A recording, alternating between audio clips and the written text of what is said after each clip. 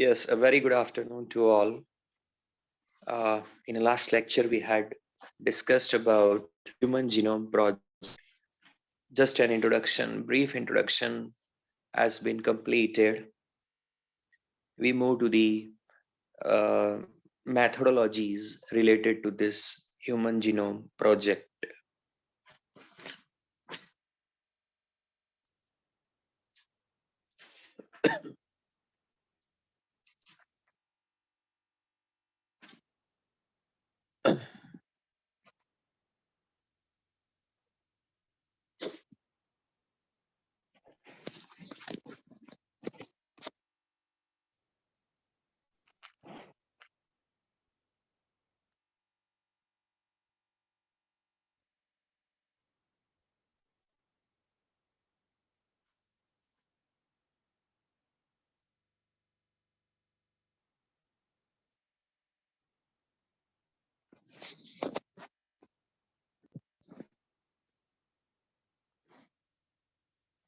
Okay, our point of discussion is methodologies of HGP.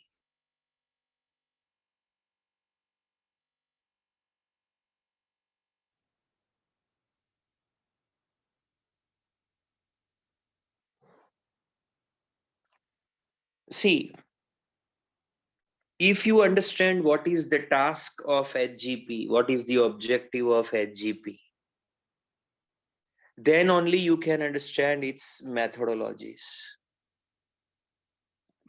I repeat my line, my point. Listen it and understand it.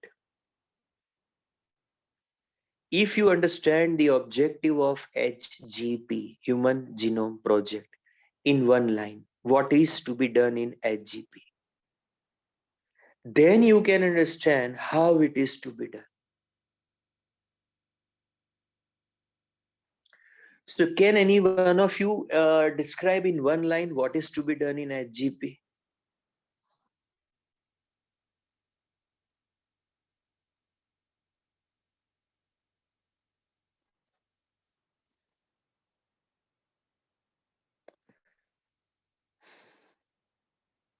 See, if you want for formality, so I can teach that I will complete, not an issue. I thought it is interesting topic, you should understand, so I am giving this much time. If any one of you can in one line go through this objective, what was to be done through this HGP? So will you unmute and speak what is to be done in HGP?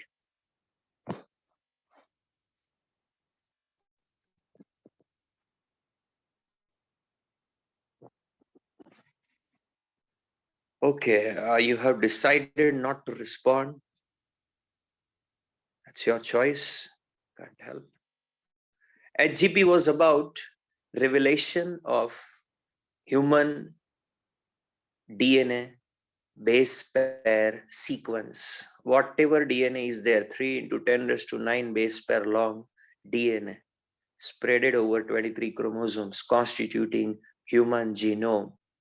Each base pair's information right from first number to 3 into 10 raised to ninth number, 3 billion nucleotides, each one's pairing, each one's sequence, the sequence of this entire setup, nucleotide sequence of this entire setup was to be revealed. That was the objective of Human Genome Project. This project was carried out by employing two different methods, two major approaches. One of the approach focused upon identifying all the genes which are getting expressed. The first approach is known as EST, expressed sequence tagging or tags. In short, it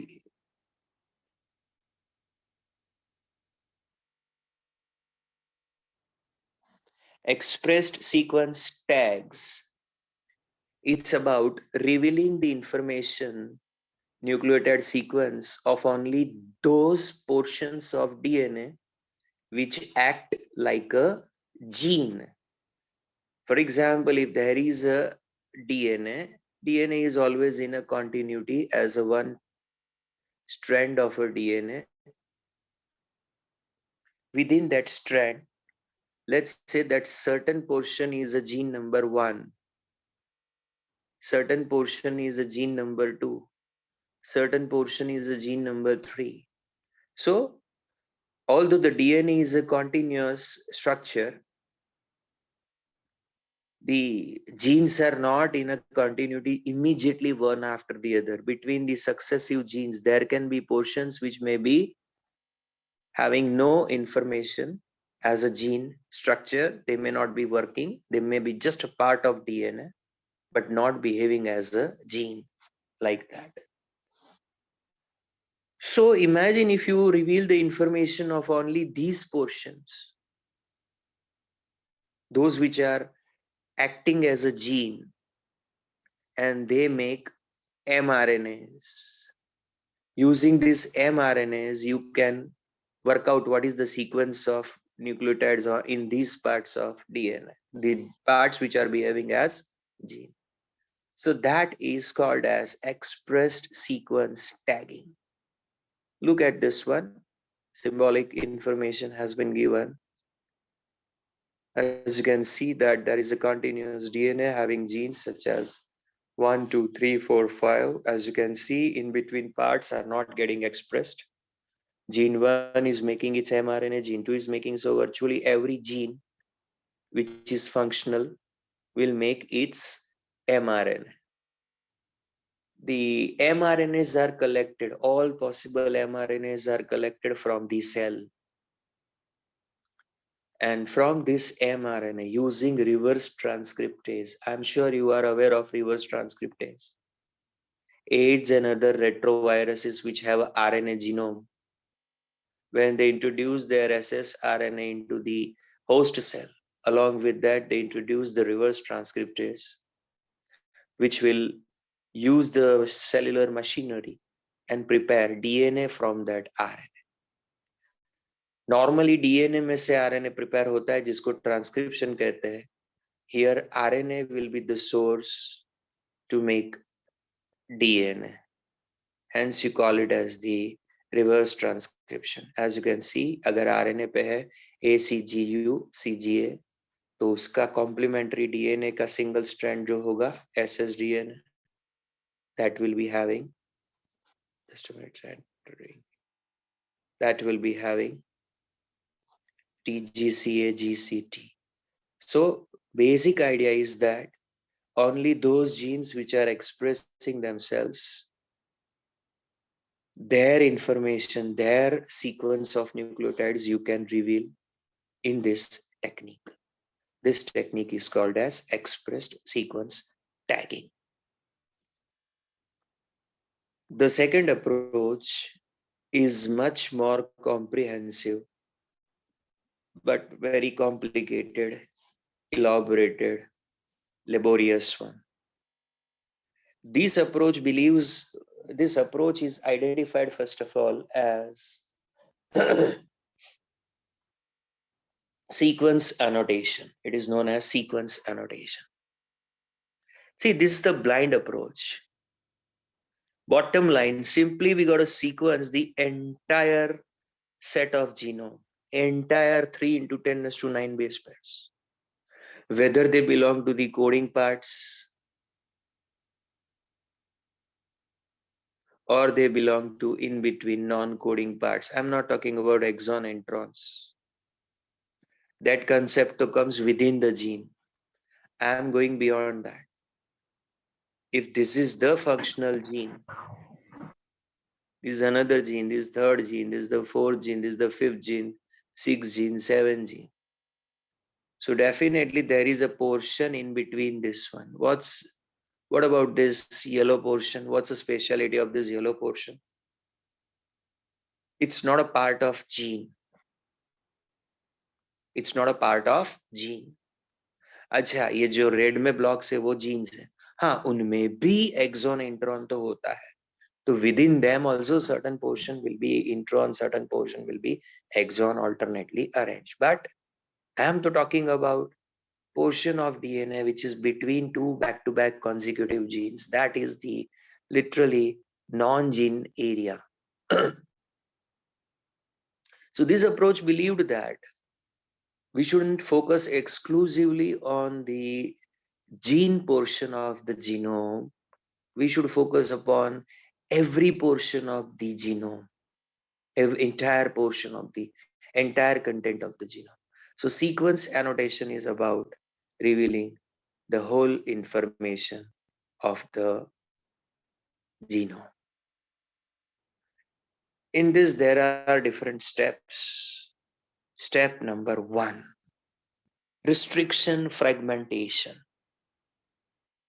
Restriction fragmentation. Now, first of all, because you are giving this impression through your behavior and act that you are not much interested, so I am also not taking much of pain, as you are not ready to interact, not ready to respond, not ready to answer. So I am also not going to go into much of detail, taking it lightly the way you take it. So in case if somebody has any doubt, you ask, otherwise I will consider that you have understood. So I'll not unnecessarily repeat and burden you too much with my sound. So step 1 is a restriction endonuclease action. It's called restriction digestion. A special category of enzymes which are called as REs. REs stands for restriction endonuclease enzymes.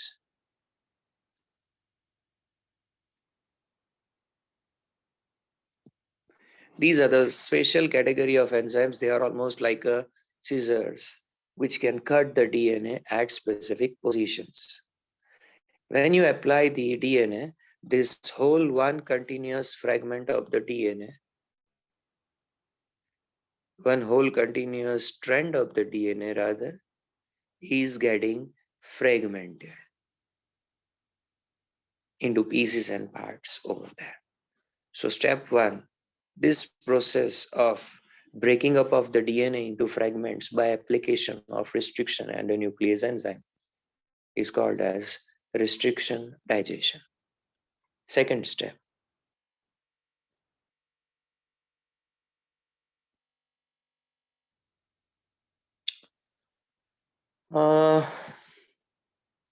purpose of doing this is that sequencing the whole length of the DNA at a one go, technically it is not possible. The technical limitation suggests that if you want to reveal the sequence of nucleotides on the entire fragment of the DNA with so many genes, then technically it is not possible. So we need to carry out the fragmentation of this DNA, which we did with the help of restriction endonuclease. Second, let's just give the numbers to these fragments. Let's assume that these fragments are A, B, C, D, E, F, G. These fragments are A, B, C, D, E, F, G. These are not genes. Genes तो ये थे जिसको 1 2 3 4 5 6 number दिया, ये तो fragments है. कोई fragment लंबा है, कोई फ्रैगमेंट छोटा है. देखो कोई फ्रैगमेंट वो भी है जिसमें कोई जीन नहीं है, कोई फ्रैगमेंट वो होगा जिसमें एक से ज्यादा जीन होगा. So bottom line is that these fragments, let's say A, B, C, D, E, F, we need to make their copies. Have a look. Copies of A, copies of C, copies of this one. You see, you understand that we need to make copies, which is called as cloning process. The process is identified as cloning. Cloning is all about copying process. So basically in this second step, we need to make copies of the original fragment, multiple copies of the original fragment. How do you do this act? How do you manage this act? See, the cloning will be resulting into amplification of each piece of DNA fragment. For that cloning activity, you require two things. One is a vector and another one is the host. Let's say that a bacterial plasmid is a vector. Anything that has anything which is basically a DNA fragment and has a power of self-replication, and the one which can accept the foreign DNA, the one which can accept foreign DNA. Foreign DNA means any other organism's DNA. If these three things are there, these three properties are there, then it is supposed to be a vector. It is to be called as a vector. Vector is a fragment of DNA which has a power of self-replication and has a capacity to accept foreign DNA. It can be inserted, foreign DNA can be inserted into it. It is called as the vector. First of all, you require a vector. So let's say that this DNA fragment, which is to be amplified, is joined with the vector. It is joined with the vector. जैसे ये अगर DNA है, vector DNA है, उसमें हम join कर देंगे हमारा desired DNA fragment number A, like that. Okay, that will be the first step.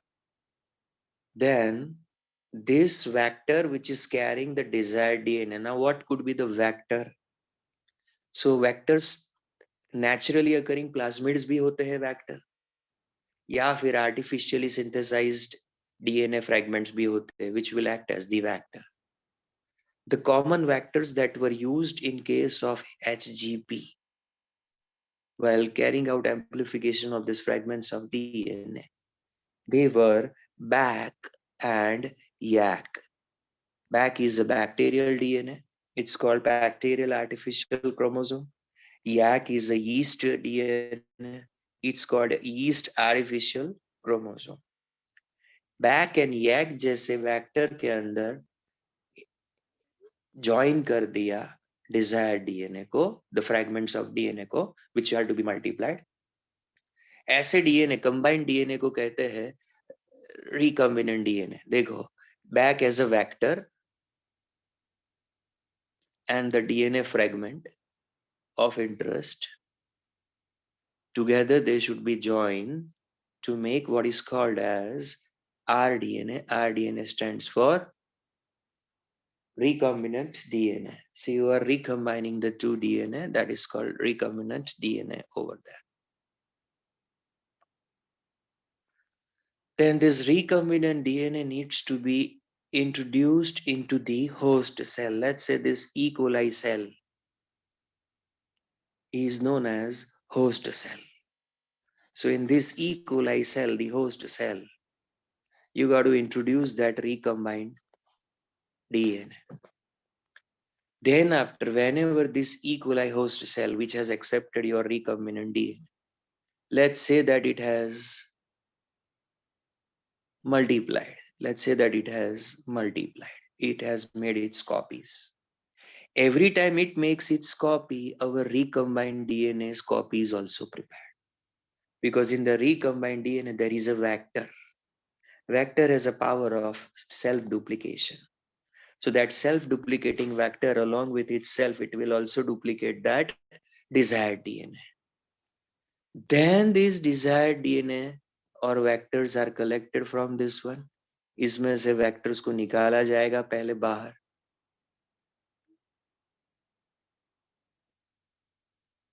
और इस vector में से वो जो सेम टाइप का डिजायर्ड डीएनए का फ्रेगमेंट है उसको निकाल देंगे, and you will see these copies over there. So I used the word step 1 as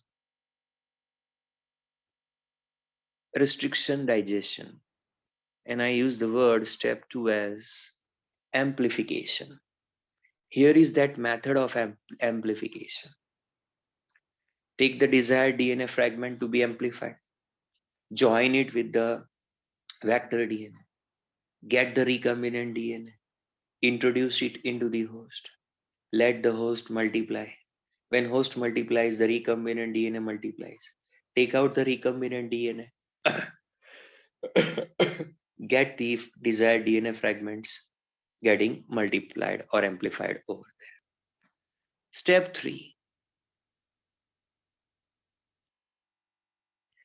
automated nucleotide sequencer instrument is used. This is not the step, this is the process. Process which is carried out by the instrument. This is the instrument, not the process. The process of DNA fragment nucleotide sequencing is done by this instrument. Instrument is very sophisticated. Literally what it does is you just need to hold on. You just need to introduce your DNA fragment into the machine, and machine will literally read the nucleotide sequence and let you know exactly what is the given sequence. For example, if you have a fragment of DNA,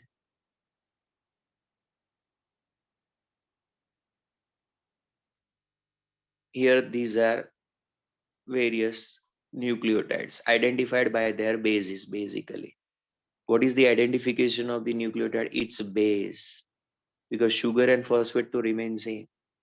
Now looking at this, you cannot make out whether here is A or G or C or T. क्या होता है, you don't know that. So ये machine क्या करता है, आप इसमें जैसे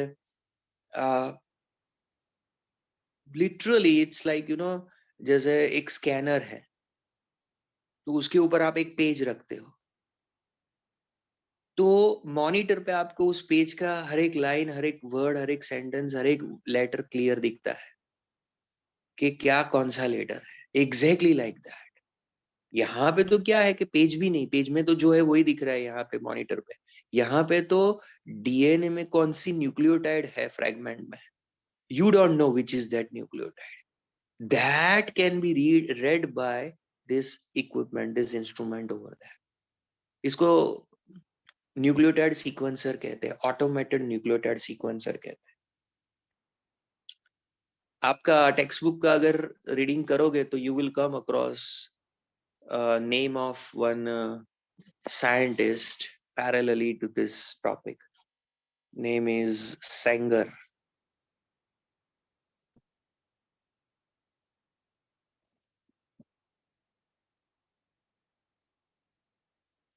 The whole credit of this developing the automated nucleotide sequencer, its inspiration, that credit goes to Sanger. Actually Sanger ने automated sequencer of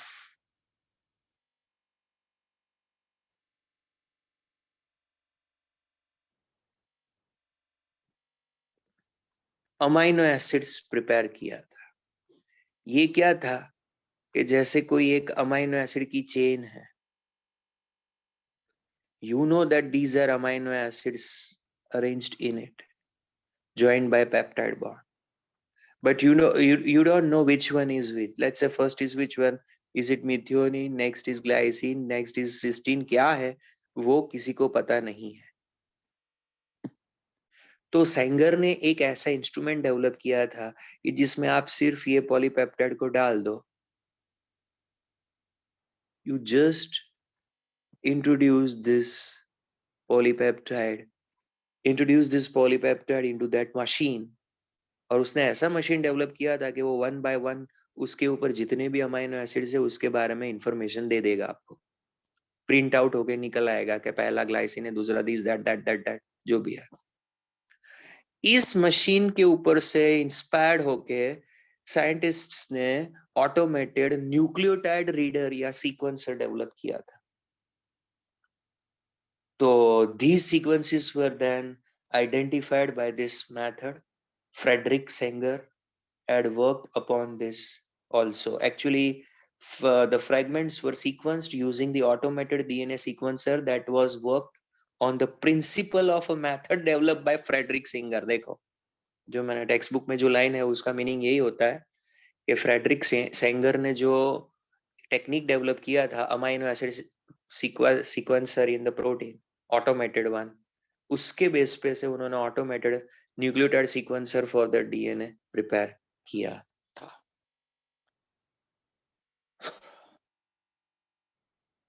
Then fourth step,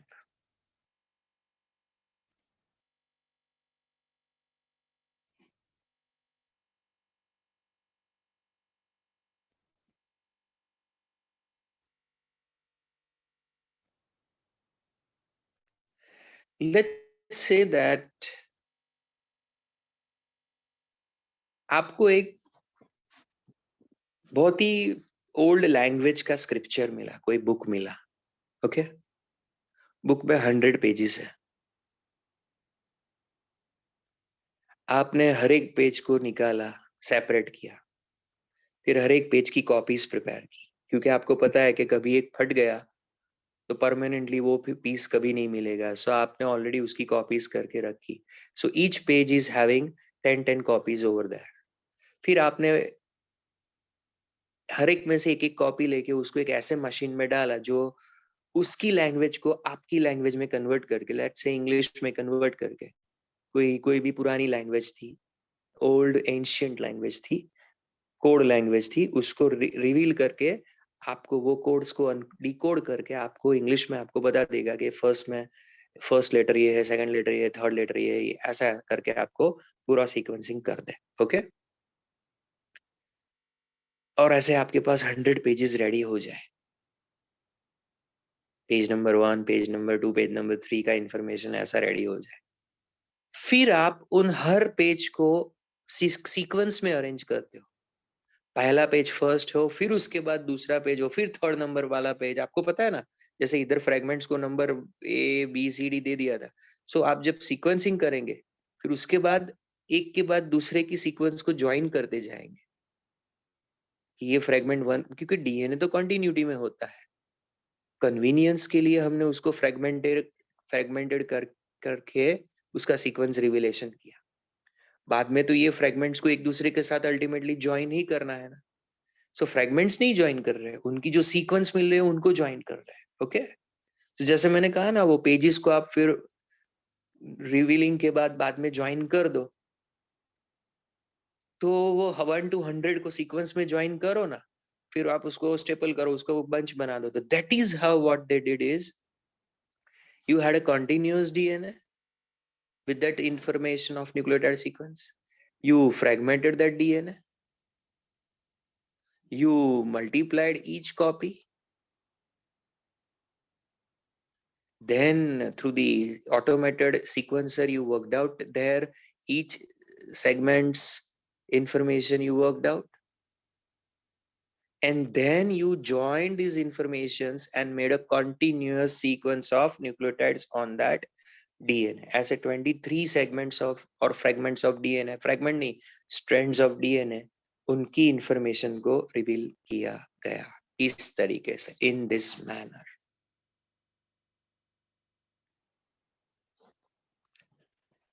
So that was something what was done in sequence annotation.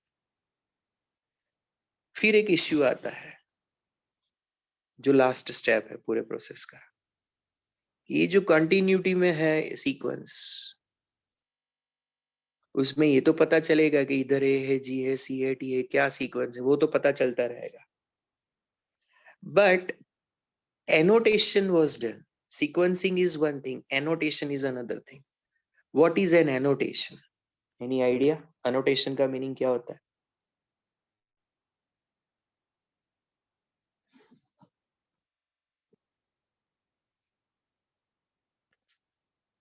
आपके पास अगर text book का कोई page है, अगर content है उसमें कोई थियोरी का कंटेंट है, let's say there is a theory content, फिर आप उसको लिखते हो कि जैसे इसको करते हो, वेरी इंपॉर्टेंट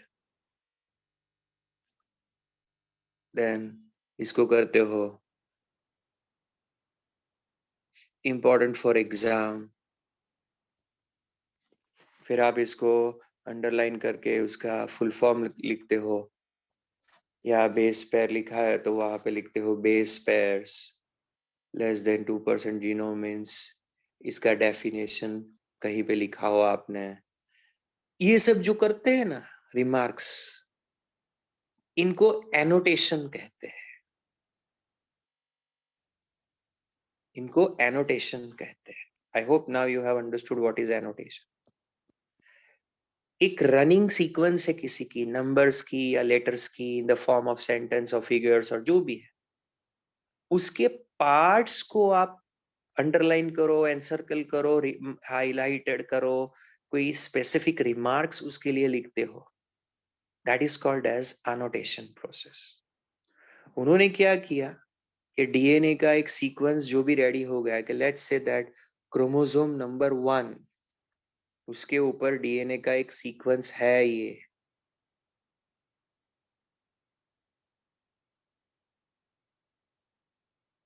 फिर कंप्यूटर में प्रोग्राम फीड कर दिया कि कौन सी सीक्वेंस है, तो यहाँ से फर्स्ट और यहाँ से 1 लाख सीक्वेंस का जो नंबर था जो भी है,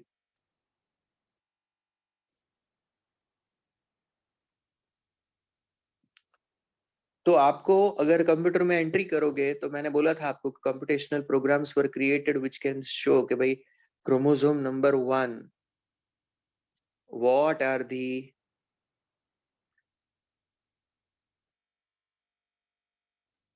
what is the entire sequence over there on this chromosome, पूरा का पूरा वो रिवील कर देगा, and whole sequence will be clear over there. अच्छा, there you can develop such software programs in this nucleotide sequence from 50th nucleotide to 10 or rather 11,000th nucleotide, in between there is one gene. Then 12,000 to 13,500 is a gene 2. Then this number to that number is a gene 3. These kind of annotations were made. It is called as sequence annotation. एक nucleotide का sequence है, उसमें आप reveal कर रहे हो कि sequence number यहाँ से यहाँ तक का जो न्यूक्लियोटाइड का सीक्वेंस है, that is acting as a gene 1, फिर यहाँ से यहाँ जीन 2 है, यहाँ से यहाँ जीन 3 है, जीन 4 है, like that you can work out the number of genes present on the one chromosome and at which position. आपको याद है ना जीन मैपिंग, जीन मैपिंग का ये भी एक तरीका है. So that is how the sequence annotation was done. I have completed methodologies regarding the HGP. First was expressed sequence tags, the one in which only expressible parts of DNA which are acting as the genes, only there you can say their sequences were revealed. For that, their mRNAs were collected, and through reverse transcriptase their counter DNA fragments were prepared. That is how it was done. Subsequently, another blind approach means कुछ भी देखने का नहीं, सब पूरा का पूरा top to bottom 3 into 10⁹ base pairs of 23 chromosomes to be revealed entirely, with coding parts and non-coding parts and gene parts and non-gene parts, everything to be sequenced. Step 1, that DNA to be fragmented by restriction endonuclease action. Step 2, fragments were cloned using vectors such as yak and bac and hosts such as bacteria and yeast. Then after amplification, one fragment from each cluster to be sequenced by using automated nucleotide sequencer of DNA. And then fourth step, computational programs which will join the DNA sequences of all fragments and can run them in a continuity. And then last step, the fifth step, is to carry out a sequence annotation where given chromosome entire nucleotide sequence can come on your screen, and on that you can work out that sequence number this to that is gene 1, that then next is gene 2, like that. So you can have a entire annotation of this sequence.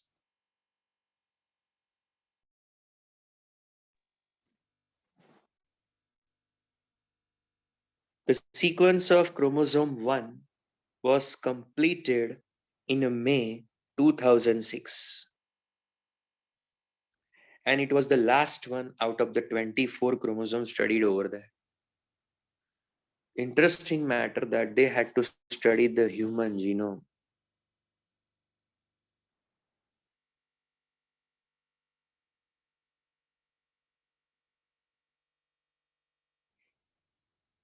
In this human genome sequences, they had to deal with 23 chromosomes. But अगर mail लेंगे तो 23 chromosomes में एक X के बाद एक Y भी आएगा. So 22 autosomes.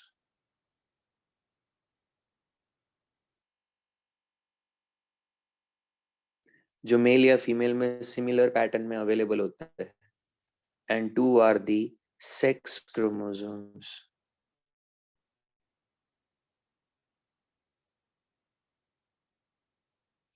Together they make what is called as total 24 chromosomes. So they had revealed the information of 24 chromosomes. Out of those 24 chromosomes, chromosome number 1 is the largest of all. Do you know that? Chromosome number 1, as per that karyotype making, karyotype preparation, you know na, that chromosome is the largest of all. No idea. Karyotype में descending order of the size in which the numbers are given 1, 2, 3, 4. Am I audible, by the way?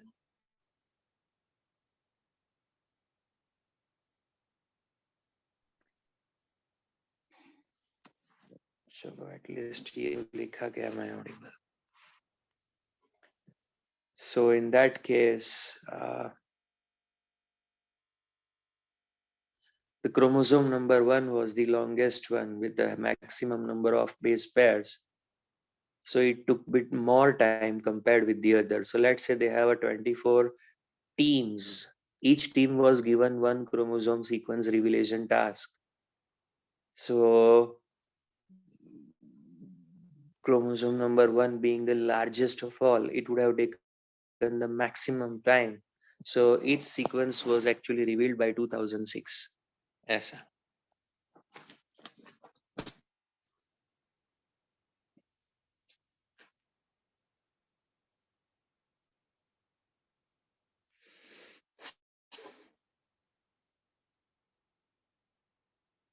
There is one term, polymorphism. At present, I will not explain. I will explain it after a few minutes. So some basic information about human genome. Its salient features are mentioned. Let me explain them.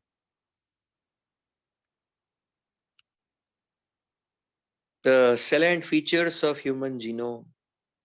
Some of the salient observations drawn from the Human Genome Project are as follows. The human genome contains 316.7 million base pairs. इसको आप 3 billion में consider करो या फिर 3164.7 million, so 3.1 billion या फिर 3.3164.7 million, जिस तरीके से आप कंसिडर करो, इतने बेस पेयर्स है. Average gene consists of 3000 bases, but the size varies greatly. The largest gene, dystrophin gene, the gene which makes the protein called dystrophin, made up of 2.4 million bases. अब imagine करें कि अपने पास 330,000 jeans है. और हर एक के पास average कितनी nucleotides है? 3000 nucleotides are there. So average length, अगर उन्होंने जब जीन्स को रिवील किया तो उनकी एवरेज लेंथ थी 3000 nucleotides long they were each one. अच्छा, ऐसा जरूरी नहीं है कि every gene will be having 3000 nucleotides in it. There may be genes which may have 1000 nucleotides, 2000, 1500 nucleotides. There may be genes which may have 10,000 nucleotides, 5000. किसी में तो dystrophin के जीन में तो नियरली कितने हैं? 2.4 million bases, 24 lakh nucleotides भी हो सकते हैं. The total number of genes estimated 30,000, much lower than the previous estimates of 80,000 to 1,40,000 also. Earlier, it was believed that over these 23 chromosomes, over this 3 into 10 raised to 9 base pairs, DNA long DNA rather, there'll be almost 80,000 genes, or as many as 1,40,000, almost double to that. But that was exaggerated number. Reality में study किया तो पता चला कि इतने सारे genes नहीं है. Nearly how many are there? 30,000. Another interesting fact, almost all 99.9% nucleotide bases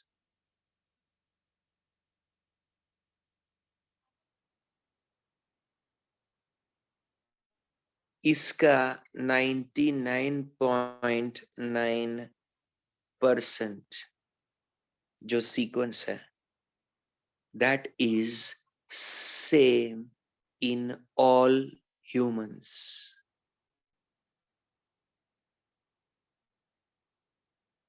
अब आप 3 बिलियन का 0.1% कंसिडर करो जो वेरिएबल है. So how much could be the 0.1% of 3 billion? उसको अगर वर्कआउट कर लोगे तो आपको पता चल जाएगा. ऐसा तो आप इमेजिन करो कि 3 बिलियन न्यूक्लियोटाइड में से 0.1% न्यूक्लियोटाइड में ऐसे स्पॉट्स है कि जो वेरिएंट्स है. वेरिएंट्स इन द सेंस किसी में ये वाला, किसी में वो वाला, वरना वो 4 ही तो ऑप्शन है, ACGT वाले ही तो न्यूक्लियोटाइड्स है. सो मेरा कहने का ये पॉइंट है कि किसी एक पोजीशन पे आप में T हो, मेरे में A हो, या किसी में G हो तो किसी में Z हो, वो एक वेरिएबिलिटी है. तो हमारी इतनी वेरिएबिलिटी इनफ है to generate 6 or 8 billion different human beings, different from each other in characters. अगर जीनोम सेम है, आइडेंटिकल है, आइडेंटिकल है तो 2 humans will be looking similar to each other, जिसको कहते हैं ट्विन्स, आइडेंटिकल ट्विन्स. उनका जीनोम तो 100% सेम है, बट उनका और किसी और ह्यूमन बीइंग का अगर वर्कआउट करे तो उसमें 99.99% तो उसमें भी सिमिलैरिटी है. तो किसी भी दो ह्यूमंस यहाँ के हो, कोई भी दो कंट्री के हो, कोई भी दो रिलीजन के हो, कोई भी दो कम्युनिटी के हो, कास्ट के हो, कोई भी दो क्लास के हो, कोई रिच हो, कोई पुअर हो,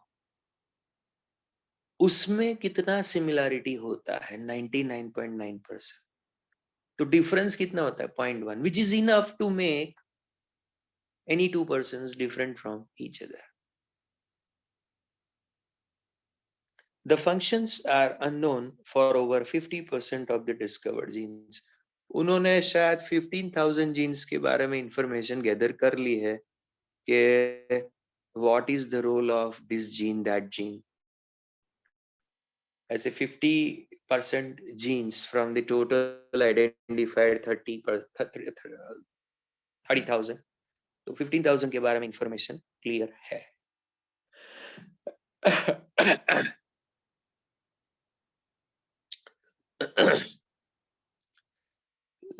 Less than 2% of the genome codes for protein. ये बहुत ही इंटरेस्टिंग मैटर है. आपके पास 3 into 10 raised to 9 base pair nucleotides है, उसका सिर्फ 2% जो सीक्वेंस है it is coding sequence. Means एक तो अगर आप sequence of genes on a DNA work out करते हैं, first of all let's say this is 1 gene, this 2 gene, 3 gene, so जो बीच का पोर्शन है वो तो नो जीन एरिया है, तो वो डीएनए तो कोई सीक्वेंस काम का उस सेंस में नहीं है एटलीस्ट कि वो प्रोटीन में कोई कंट्रीब्यूशन करे। अच्छा, with in the given gene कुछ सेगमेंट्स होते हैं जिसको इंट्रॉन्स कहते हैं, कुछ एक्सॉन कहते हैं, याद हो तो आपको। तो सिर्फ exon parts are important over there, तो इंट्रॉन्स को भी निकालना, वो भी जीन पोर्शन में से। फिर जीन का अपना promoter site, operator site, promoter site rather जो एक्चुअली पार्ट ऑफ जीन होता है, but it is not the one where you know transcriptable information is there, so वो किस में चला जाता है पोलीमरेज के बाइंडिंग में, तो वहां पे तो कोई ट्रांसक्रिप्शन हो ही नहीं सकता है उस पार्ट का। अच्छा, जो ट्रांसक्राइब होता है वो HNRNA होता है, याद हो तो आपको, इसमें से इंट्रॉन्स निकाल के एक्सॉन्स को रखा जाता है। फिर वो एक्सॉन का जो mRNA बनता है उसमें से भी at the 5 prime end before AUG there is a UTR, untranslated region, जो प्रोटीन में कंट्रीब्यूट नहीं करता, और उसके बाद का पार्ट है जो UTR है, वो भी ट्रांसक्रिप्ट तो हुआ लेकिन ट्रांसलेट नहीं होगा। देखो ये जो पोर्शंस के बारे में बात कर रहा हूँ ना बिटवीन जीन्स, वो तो ट्रांसक्राइब ही नहीं हो गए, ट्रांसक्राइब नहीं हो गए। अच्छा, फिर जीन्स ट्रांसक्राइब हो गए, बट जीन्स में कुछ पोर्शन वो हो गए जो चॉप ऑफ कर दिए जाएंगे, तो अब जो बचा वो लेसर पार्ट, उसमें से भी कुछ पोर्शन वो टुवर्ड्स 5 प्राइम एंड, कुछ पोर्शन टुवर्ड्स 3 प्राइम एंड, जिस जो ट्रांसक्राइब तो हुआ है ट्रांसलेट नहीं होगा, उसको UTR, untranslated regions of the mRNA कहेंगे। सो अगर आप एक्चुअली वर्कआउट करो तो सिर्फ 2% of nucleotide sequence in the entire genome is actually contributing in the coding for amino acids of the protein chain, polypeptide chain. Repeated sequences make up very large portion of human genome. Human genome का एक interesting feature है, इसको कहते हैं sequence repetitiveness. इसको understand करो, ये बहुत ही इंपॉर्टेंट है नेक्स्ट टॉपिक के लिए। Basically, repetitive sequences are the stretches of DNA within the human genome. These are the stretches of DNA that are repeated for many a times over there, as many as 100 times to 1000 times. आपके पास DNA का एक sequence है, continuous DNA है, उस पे कोई sequence है आपके पास, AAGCTCGA करके टी करके एक सीक्वेंस है। उस कंटिन्यूटी वाले सीक्वेंस में TTA, TTA, TTA, TTA, अगर आप इसको केयरफुली ऑब्जर्व करते हो तो ये एक टाइप का रिपीटेटिवनेस है, आप इसको ऑब्जर्व करो। वैसे तो 4 न्यूक्लियोटाइड से बना है, तो न्यूक्लियोटाइड्स तो रिपीट होगी, तो ऐसा मत बोलना कि सर इसमें ए तो दूसरी बार आ गया है, जी दूसरी बार आ गया। क्या आपको दिखता है कि एक रिपीटेशन की एक पैटर्न है कहीं पे, यहाँ पे ऐसी पैटर्न नहीं है यहाँ पे। So it's a non-repetitive sequence area. This is the repetitive sequence area. So मैं जो कहना चाहता हूँ, what I am trying to, or not I am, the book tries to say that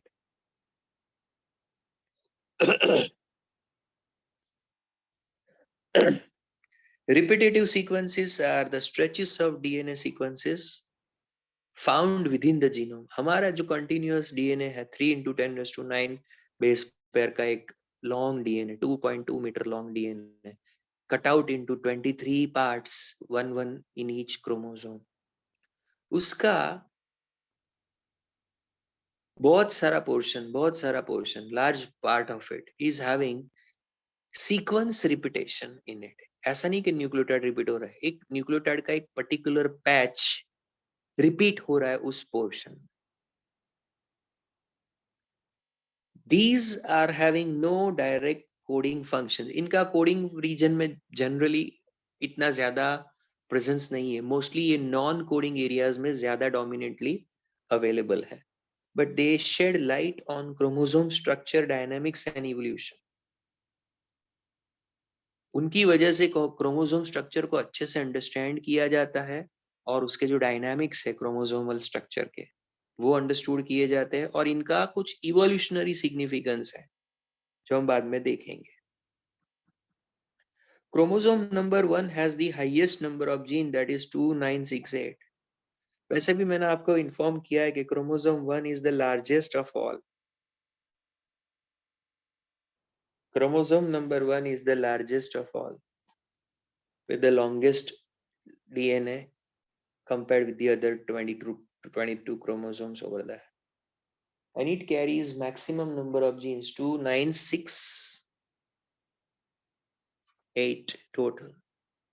Acha, chromosome Y is the smallest of all with the least number of genes on it, 231. ये MCQ में पूछते हैं, इसको underline कर दो, गुज CET.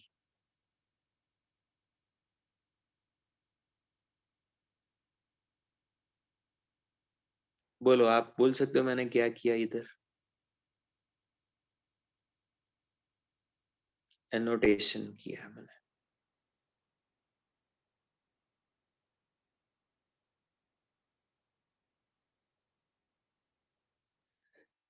Scientists have identified about 1.4 million locations where single base DNA differences are there in human genome. Acha, this phenomenon is, by the way, known as polymorphism. One of the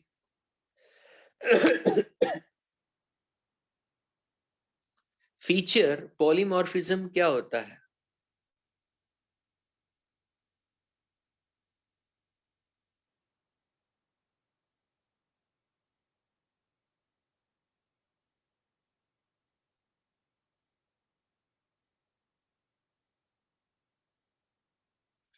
Let's say that these are the nucleotides in chromosome number 1, और यहाँ से लेके बाकी continuity में वो जो भी है मिलियंस ऑफ न्यूक्लियोटाइड्स, तो ये एक न्यूक्लियोटाइड का सीक्वेंस है क्रोमोसोम नंबर 1 के ऊपर। लेट्स से यहाँ पे थाइमीन है, यहाँ पे एडिनिन है। अब इस स्पॉट पे अगर मैं कहता हूं कि पॉलीमॉर्फिज्म है, अगर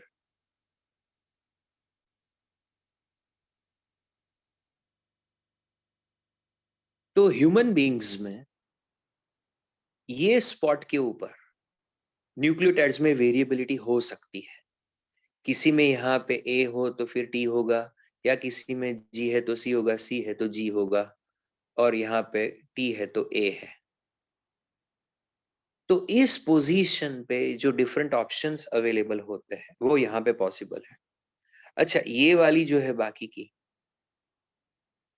वो कोई भी ह्यूमन बींग्स को पिक कर लो पूरे अर्थ पे, सेम सीक्वेंस रहेगी।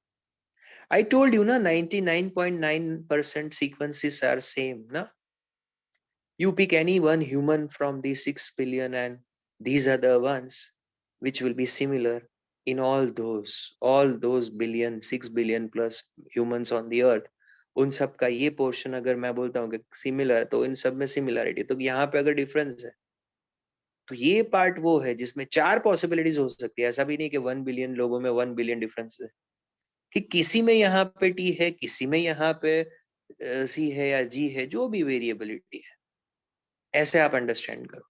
लेट्स से कि 10th नंबर की न्यूक्लियोटाइड पे किसी हमारा पॉलीमॉर्फिज्म प्रिवेल करता है, हाइपोथेटिकली 10 नंबर की न्यूक्लियोटाइड, और यहाँ पे लेट्स से जीसी का सीक्वेंस है।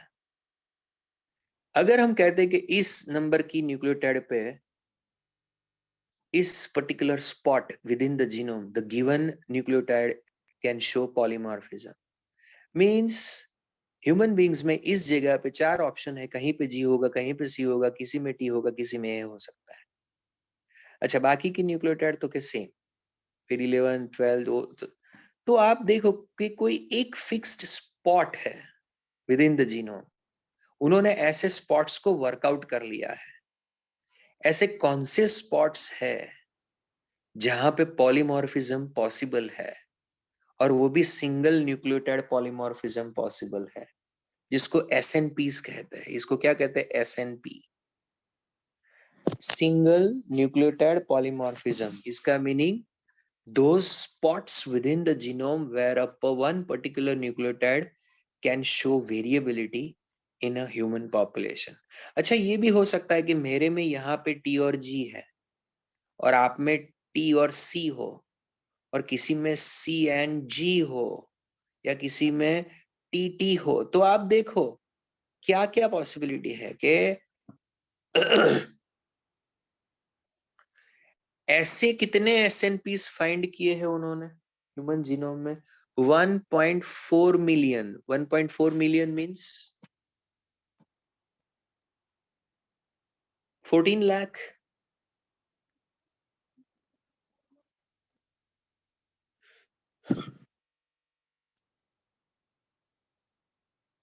Okay, I forgot that I'm talking with myself only. So ऐसे 14 lakh spots between those 3 billion nucleotide sequence. आप इमेजिन करो कि 3 बिलियन न्यूक्लियोटाइड का एक सीक्वेंस है, उसके बीच में कहीं कहीं पे 1 1 1 करते करते ऐसे total how many, as many as 14 lakh such spots have been recognized, which are called as single nucleotide polymorphism spots, or yeah, single nucleotide polymorphism that is available at these spots. These are called as SNPs. Short में इसको SNPs कहते हैं या फिर SNPs कहते हैं।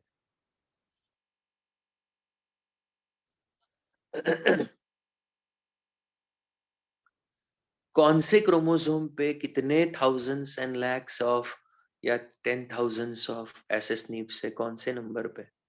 तो जैसे क्रोमोसोम नंबर 1 है, उसके ऊपर लेट से के 50 मिलियन न्यूक्लियोटाइड्स है, तो उसकी nucleotide number 5, nucleotide number 10th million, nucleotide number 11th million and 2, और ऐसे 1 1 करके उन्होंने हर एक स्पॉट का नंबर लिख दिया है।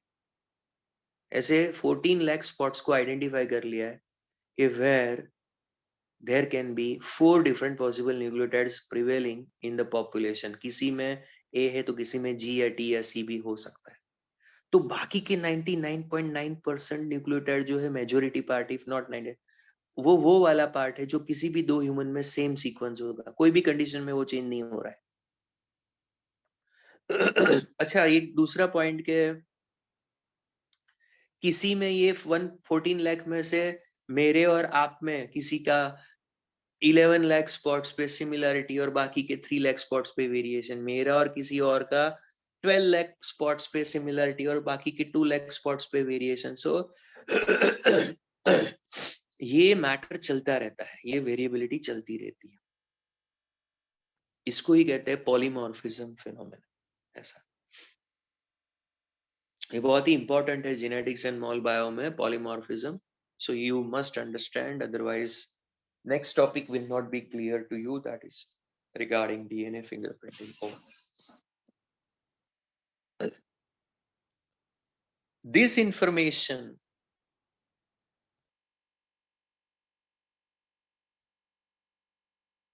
so मैंने आपको एक्सप्लेन कर दिया, आपको समझ में आया तो ठीक, नहीं आया तो आपका problem. I can't help further because you are not interacting, so I cannot help in this matter.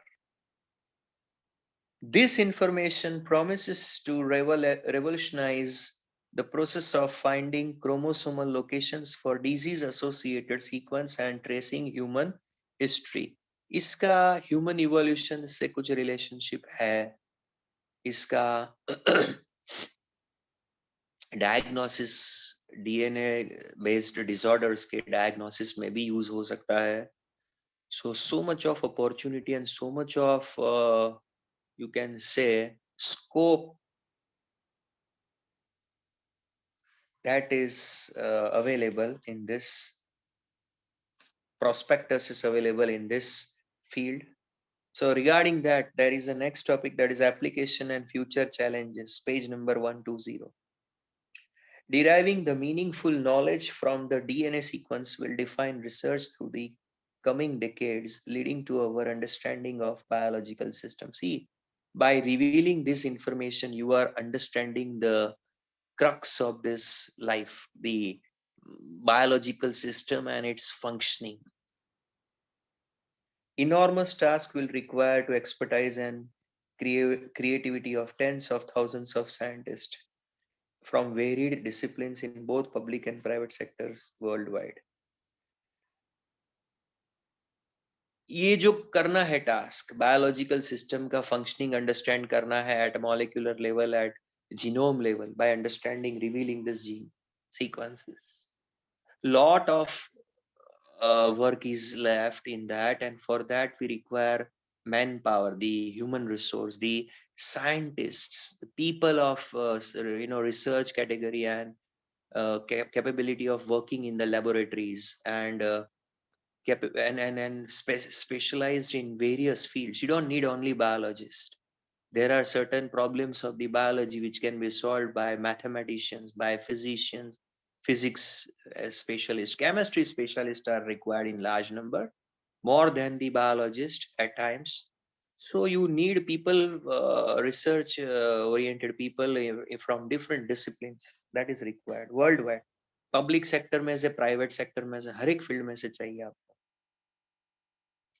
One of the greatest impacts of having the HG sequence may well be enabling the radically new approach to biological research. Biological research will be drastically changed. Actually ये 10 years 15 years back का story है. उसके consequences और fruits आज हमें मिल रहे हैं. Today, lot of research has been done in field of cancer, heart attack, and many genetic disorders. All credit goes to that human genome sequence revealing, which was done by 90s to 2003 project was run, and 2006 2003 to 2006 in which all the sequences were revealed. So it is about that information which is used today. In the past, researchers studied one or few genes at a time. With the whole genome sequence and new high throughput technologies, we can approach questions systematically and on a much broader scale. They can study all the genes in a genome. For example, all the transcripts in a particular tissue, an organ, and tumor, or how tens of thousands of genes and the proteins work together in an interconnected networks of orchestrate, or rather networks to orchestrate the chemistry of life. ये life कैसे run होती है, उसकी chemistry, जो जो जो इस chemistry को ऑर्केस्ट्रेट करते हैं, वो जीन्स और उनके प्रोटीन्स और उनका जो एक नेटवर्क है, कम्युनिकेशन नेटवर्क, उसको अंडरस्टैंड करना है. क्योंकि सीक्वेंस रिवील करना is not the only thing. उसके बाद उसके एमआरएनए का स्टडी करना, उस एमआरएनए में से प्रोटीन कौन सा फॉर्म होता है, फिर उस प्रोटीन के सीक्वेंस ऑफ अमाइनो एसिड्स को रिवील करना है. Then how this protein is functioning, कैसे वो एंजाइम बनता है या सबस्ट्रेट बन के वर्क करता है कैरेक्टर में. Everything like this, all these aspects are to be studied in detail. That is the benefit of HGP.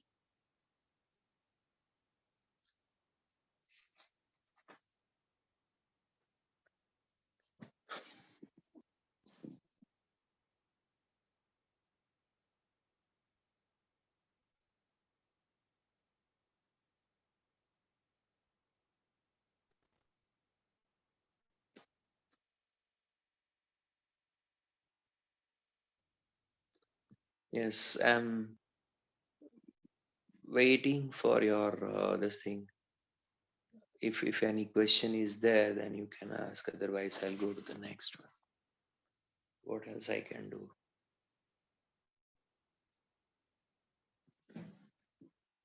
Okay, no one has got any problem, no one is having any difficulty.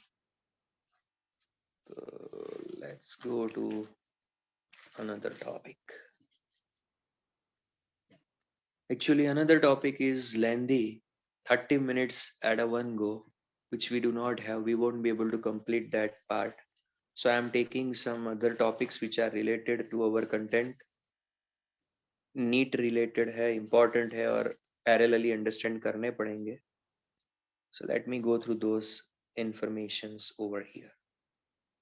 Give me a few minutes.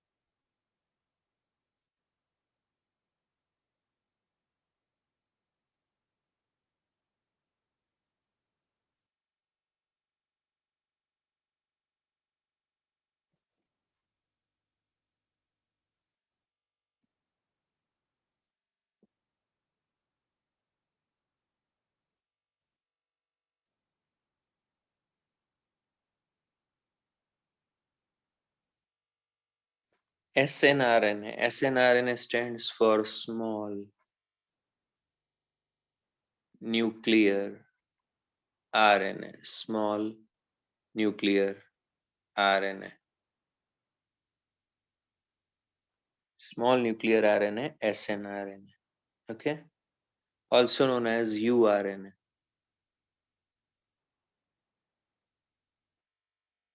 It is found in nucleus.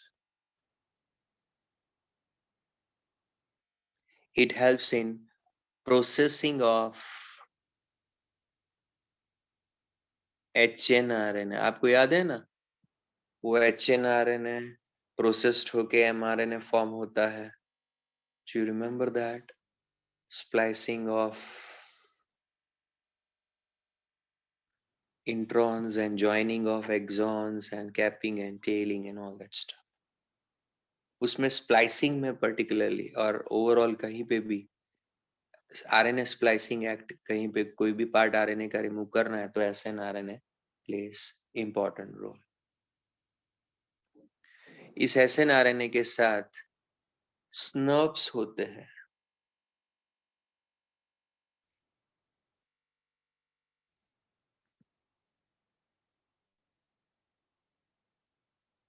Small nuclear ribonucleoproteins. Small nuclear ribonucleoproteins जिसको snurps कहते हैं. ये एसएनआरएनए and snurps मिलके ऐसे actions करते हैं.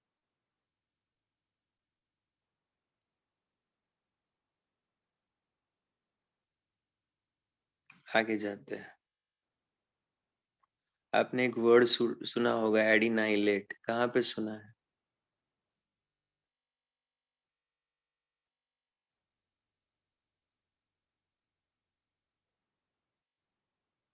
Telling of hnRNA. जब भी आप एडिनाइलेट या ग्वानाइलेट या ऐसा वर्ड यूज करते हो तो लिखने का एस्टर ऑफ दैट एसिड. जैसे adenylic acid, it's called ester of adenylic acid. फिर एक आता है एसआरआरएनए,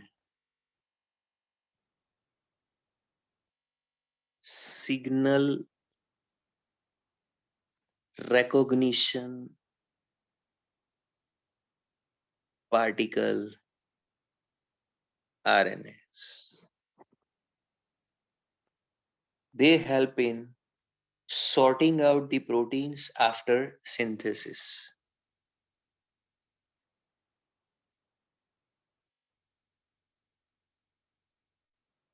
whichever proteins are synthesized, their sorting out will be done with the help of srRNA. Satellite RNA,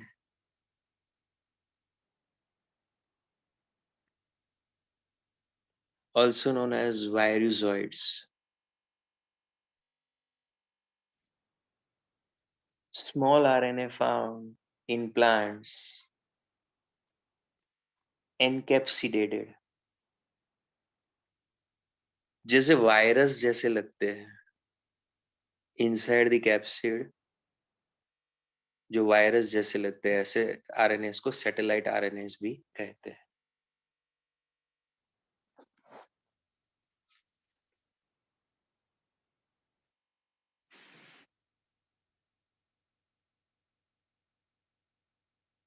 एक टर्म है cDNA.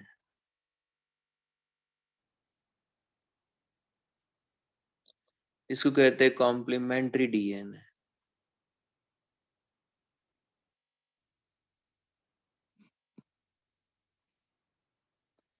If you have a ssDNA, the single stranded, my mistake, ssRNA. So by of course, जैसे example के form में वो एक mRNA है आपका, जो सिंगल स्ट्रैंड का आरएनए, इसलिए उसको ssRNA कहते हैं. So by using the reverse transcriptase,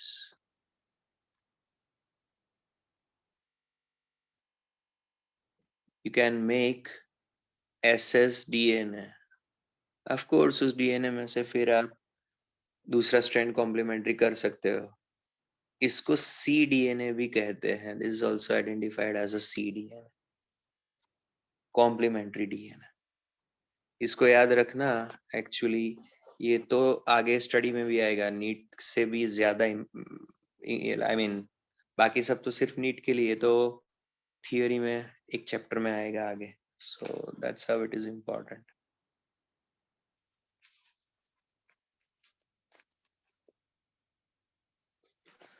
These were some important points which I thought I should let you know about.